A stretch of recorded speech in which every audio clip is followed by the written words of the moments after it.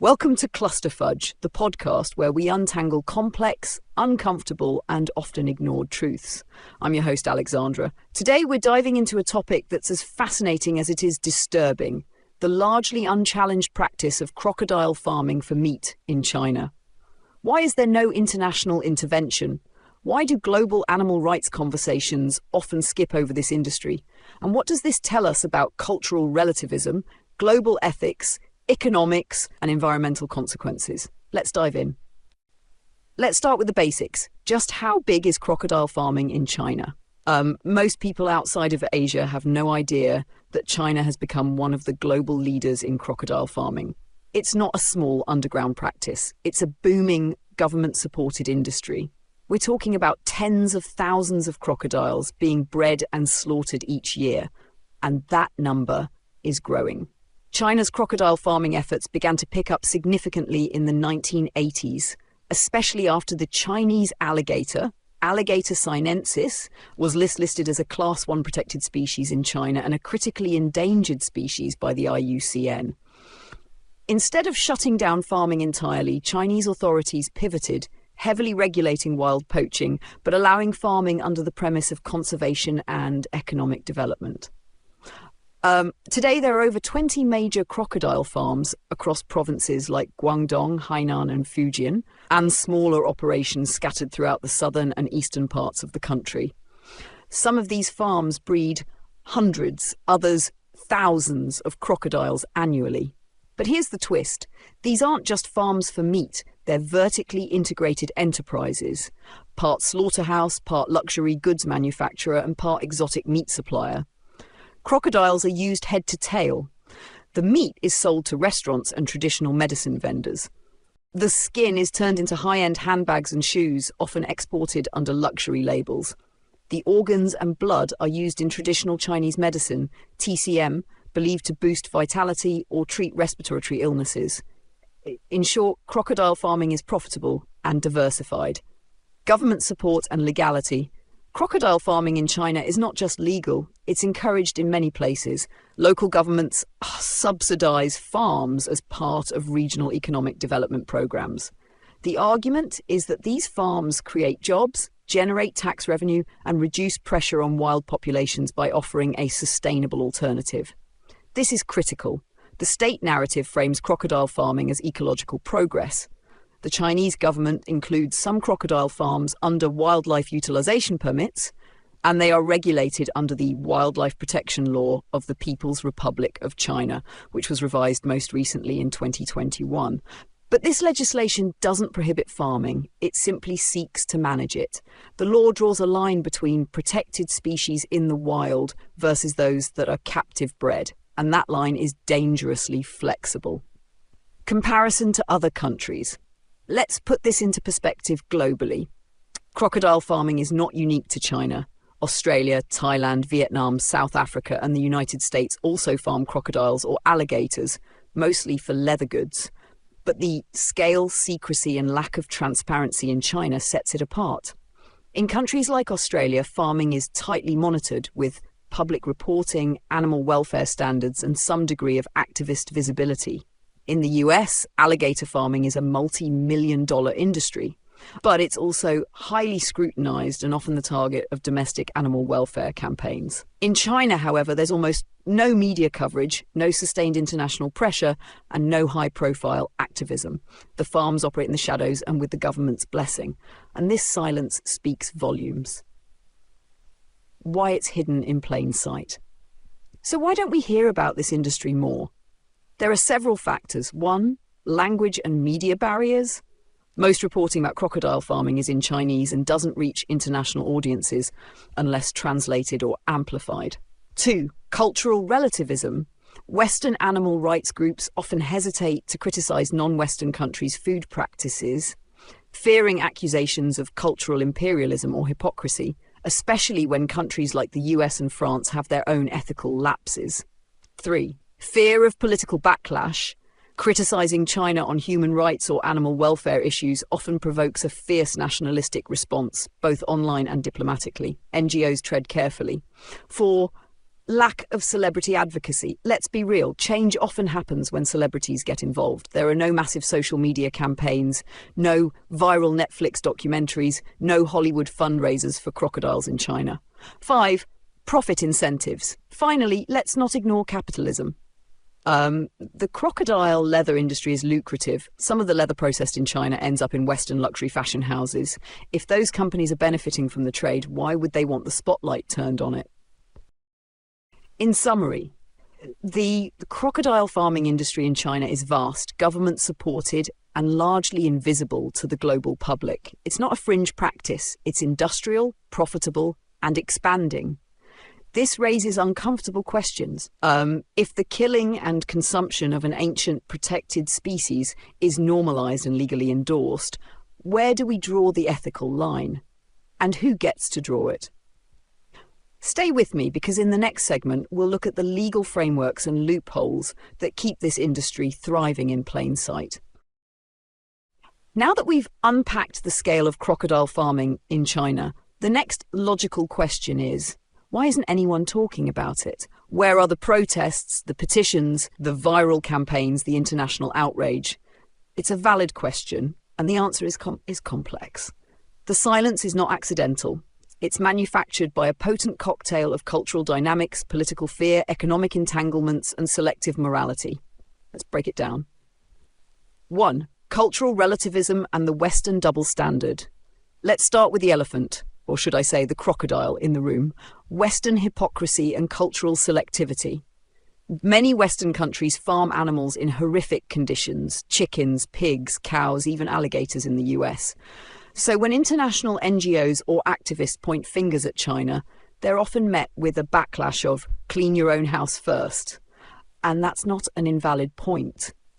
But what this leads to is moral paralysis. If everyone's complicit in something, then no one feels entitled to speak out. So instead of inspiring cross-cultural reform, we get a silence masked as respect for cultural practices. There's a fear among international voices, especially Western ones, of being perceived as imperialist or ethnocentric. And in the age of social media backlash and cancel culture, that fear is a powerful silencer. 2. China's political shield and tight control of narrative. Let's be blunt. Criticizing China on any topic is politically risky. The Chinese Communist Party tightly controls media, public discourse, and access to sensitive topics. Animal rights activism is not tolerated in the same way it is in democratic nations. Protests are quickly shut down, investigative journalism faces censorship, and international NGOs working within China must be extremely cautious or risk expulsion. This means even if people inside China wanted to speak up, they could face intimidation, surveillance, or criminal charges. For international groups and journalists, criticism of China can jeopardize funding, partnerships, or access to other projects in Asia. Many organizations have made a quiet decision: better to avoid crocodile farming than to risk everything. 3. Economic incentives. Follow the money. Always follow the money. The global luxury leather market is worth billions, and crocodile skin is one of its crown jewels. Companies like Hermès, Louis Vuitton, and Gucci rely on exotic skins to maintain their image of exclusivity and opulence. China is both a producer and consumer in this space. So what happens if you challenge the ethics of crocodile farming in China? You threaten a supply chain, you challenge elite fashion houses, you risk boycotts, lawsuits, or at the very least being blacklisted by powerful economic players. It's easier and more profitable to look the other way. And it's not just luxury brands. Restaurants, traditional medicine sellers, and local businesses all benefit from the farming industry. For them, any form of regulation or negative publicity is a threat to their livelihood. 4. The lack of a marketable victim. Let's talk about storytelling. Activism often relies on emotional storytelling, photos of sad puppies, sick polar bears, trembling calves. But crocodiles, they don't sell sympathy. Crocodiles are prehistoric, cold-blooded, aggressive predators. They don't cry, they don't wag tails, they don't make sad sounds when they're abused. Most people see them as scary or dangerous. In fact, some people like the idea of them being turned into handbags. That makes them hard to advocate for. in the emotional economy of activism, crocodiles don't generate empathy, and that makes them low priority for campaigns. 5. Greenwashing and the sustainability narrative. Here's a twist. Many crocodile farms brand themselves as sustainable and conservation-oriented. They claim that by farming crocodiles, they're reducing poaching pressure on wild populations. Some even say they're helping repopulate endangered species like the Chinese alligator. And because the word sustainable has been so diluted and commodified, these claims often go unchallenged. But let's be clear. Breeding animals in captivity to kill them for meat or handbags isn't conservation, it's commodification. The narrative of sustainability is being weaponized to justify industrial exploitation. 6. Media prioritization and the 24/7 outrage cycle. The modern media landscape runs on outrage, but it also has a short attention span. There are always bigger stories: wars, elections, celebrity scandals, climate change disasters. Niche issues like crocodile farming for meat in one country don't get airtime unless they connect to a broader cultural flashpoint. And without video evidence or viral moments, the story never gets traction. It's not that people don't care, it's that they don't even know it's happening. In the age of social media activism, visibility matters. Think about factory farms in the West. They've been exposed through undercover videos, employee whistleblowers, and viral documentaries like Food Inc., Cowspiracy, or Seaspiracy. Those revelations forced change. Crocodile farms in China, there are no whistleblower videos, no insider TikToks, no damning exposés. Why? Because people working in these farms have little access to independent media, little incentive to leak anything, and often face harsh legal penalties if they do. And so the silence continues. So why is there no global uproar? Because the system is designed to prevent one. From the top-down control of media in China, to the bottom-up reluctance of Western groups to interfere, to the global market that profits from silence, the entire ecosystem works to deprioritize this issue. We like to think we live in a world where all injustice eventually gets called out. But sometimes the victims aren't cute. Sometimes the culprits are too powerful. And sometimes the cost of caring is just too high for governments, corporations, and even individuals. Now that we've examined the scale of crocodile farming in China and explored why there's so little global attention or activism around it, we need to go deeper into the moral and environmental cost of this largely unregulated industry. Because this isn't just a niche farming issue, it's a mirror that reflects some of the worst contradictions in how we treat life on this planet, both animal and human.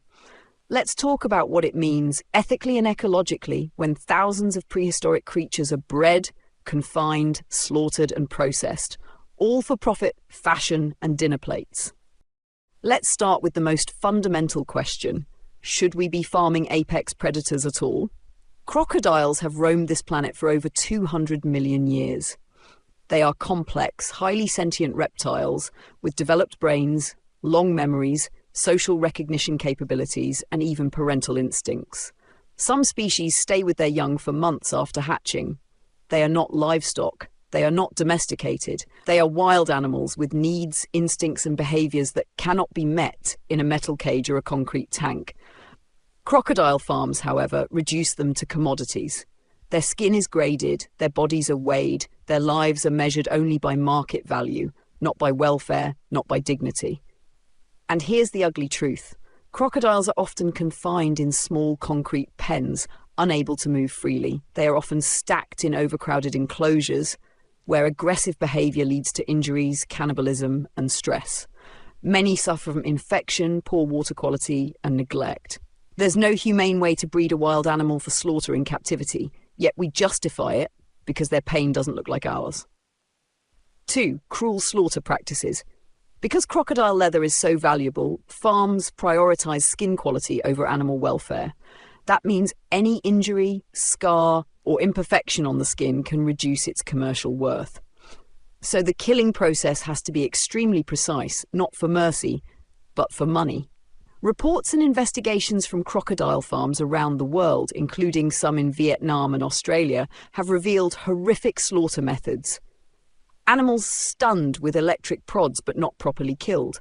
spinal severance and skull piercing while still conscious. Bodies bled out slowly to preserve leather texture. And while China rarely allows media into its facilities, the methods are likely similar, or worse, given the lack of regulation or independent oversight. The question here is simple. Do we accept this level of cruelty just for a belt, a purse, or a bowl of soup? 3. Ecological impact of crocodile farming. Let's shift to the environmental side of the story. Farming crocodiles might seem like a contained industry, but its environmental footprint is bigger than most people think. Crocodiles are carnivores. They require a high-protein diet, typically made up of fish, poultry byproducts, or even smaller mammals. That means increased demand for animal feed from other farms, added pressure on already stressed fisheries, larger carbon and methane footprints than plant-based alternatives. These are resource-hungry animals being farmed not for sustenance, but for luxury. It's an ecological cost with very little nutritional or humanitarian return. Crocodile farms often operate with poor wastewater management, especially in rural or loosely regulated areas of China. These facilities produce organic waste, fecal matter, and decaying meat runoff, contribute to water contamination affecting nearby rivers, lakes, and farmland, attract insects, rats, and other disease vectors that affect both local communities and livestock. In regions where environmental protection laws are weak or poorly enforced, crocodile farms can become toxic micro-ecosystems. One of the biggest justifications for crocodile farming, especially in China, is the claim that it protects wild populations. The idea goes like this: if we can meet demand through farming, people won't poach wild crocodiles or alligators. On paper, it sounds plausible. In practice, it's deeply flawed. Many wild crocodile species are already critically endangered. Legal farming does little to stop black market trade because wild skins are often considered more valuable. Farms can become laundering fronts where poached animals are passed off as captive bred. This has been documented in reptile and exotic pet trades around the world. Captive breeding can also weaken conservation urgency. If there's no perceived scarcity, there's no incentive to protect wild habitats or species. In short, farming animals doesn't protect them, it commodifies them. Here's something people don't think about. Crocodile farming poses real public health risks. Reptiles can carry salmonella, E. coli, and other pathogens. When kept in crowded, unhygienic conditions, the risk of zoonotic disease transmission increases, especially to workers, handlers, and surrounding communities. Even more concerning, some crocodile farms use antibiotics to manage disease and injuries, contributing to antimicrobial resistance, a looming global health crisis. And as the world has learned from COVID-19 and other zoonotic outbreaks, the cross-species leap of viruses is real and deadly. Crocodile farms like wet markets and exotic animal trade centres could become breeding grounds for the next pandemic. Finally, let's talk about the elephant in the advocacy room. Why do we have entire documentaries about factory chickens, pigs and cows, but not crocodiles? Why do we rally against dolphin slaughter in Taiji or whaling in Japan, but turn away from reptiles being skinned alive in concrete bunkers? Part of it is emotion, part of it is ignorance, and part of it is discomfort with confronting industries that don't fit neatly into our Western narrative of bad versus good. But we must ask ourselves, if an animal feels fear, pain and stress, does it matter whether it's cute, furry or relatable? Because if it only matters when we like the animal, then it's not ethics. It's just aesthetic morality.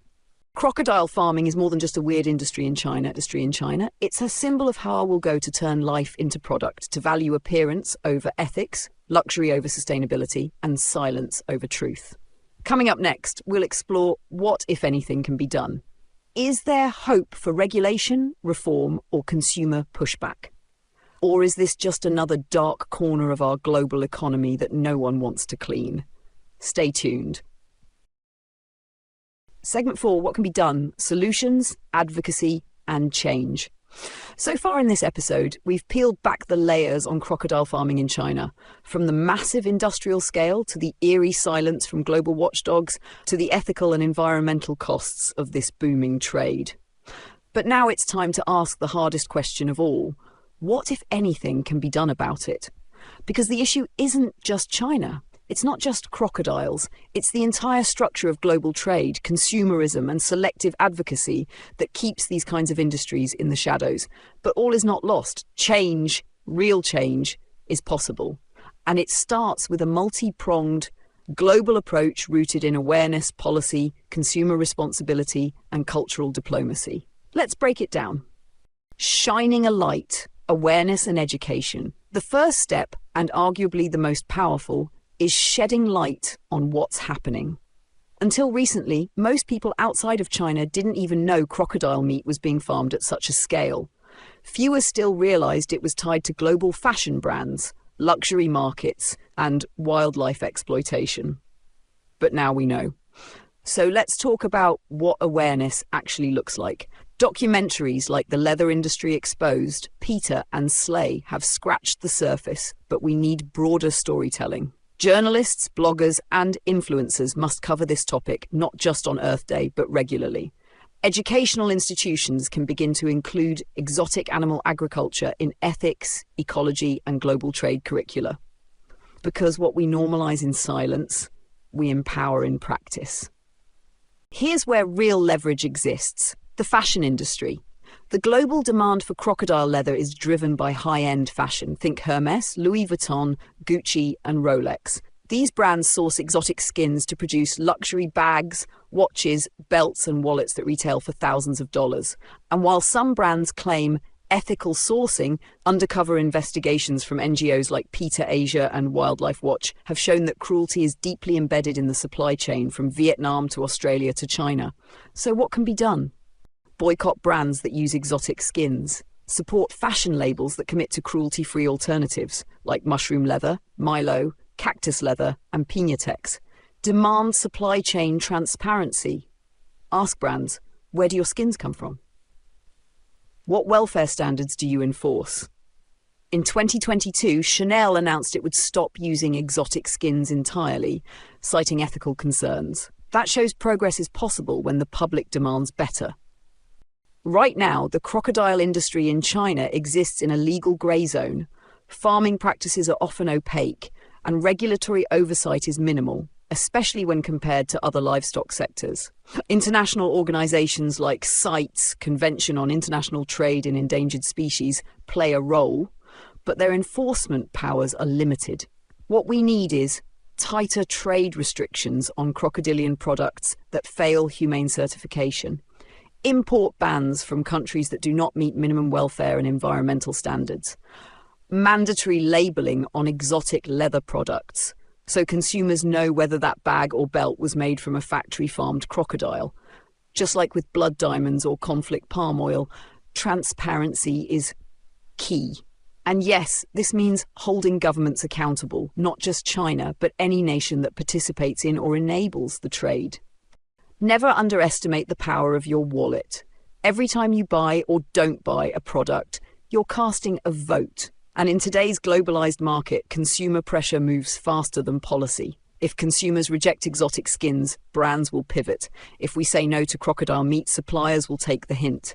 This means say no to crocodile products, whether it's meat, leather, or accessories. Share the message. Tell others. Post about it. Support cruelty-free alternatives and brands with ethical sourcing. The market follows the money, and money follows awareness. Now let's address the cultural elephant in the room. Critics might say, this is just cultural imperialism. You're imposing Western animal rights views on China's customs. Let's be clear, this isn't about judging Chinese culture. It's about holding modern industrial practices accountable, especially when those practices involve factory farming of wild sentient animals, environmental degradation that affects the planet, health risks with potential global consequences. Every country has ethical blind spots. America factory farms pigs in horrific conditions. Europe slaughters octopuses for food. Australia culls kangaroos. This isn't about East versus West, it's about right versus wrong and how we evolve as a species. We must find ways to engage in cultural diplomacy that is respectful but not silent, collaborative but not complicit, globally minded but locally informed. The crocodile issue isn't China's problem, it's our global reflection. Finally, we must support the brave people already doing the work. There are activists and researchers, both inside and outside of China, who are risking careers, safety and funding to document what's happening. Wildlife NGOs monitoring trade routes and laundering practices. Environmental scientists researching the ecological effects of crocodile farms. Whistleblowers exposing cruelty inside factory enclosures. We can amplify their voices, we can fund their work, we can protect their right to tell the truth, because systems change when people show up. Will crocodile farming disappear overnight? Unlikely. Will the global demand for luxury leather vanish in a year? Unlikely. But the conversation has started and silence is no longer an option. Change begins not with policy alone, but with courageous honesty, with refusal, with education, with pressure, with global citizens like you who dare to say, this isn't just a niche issue, this matters. Coming up next, we close out this episode with a final reflection on what the crocodile trade says about us and how we define humanity in a world obsessed with consumption. You've just listened to one of the most difficult and perhaps one of the most revealing episodes we've ever done here on Cluster Fudge.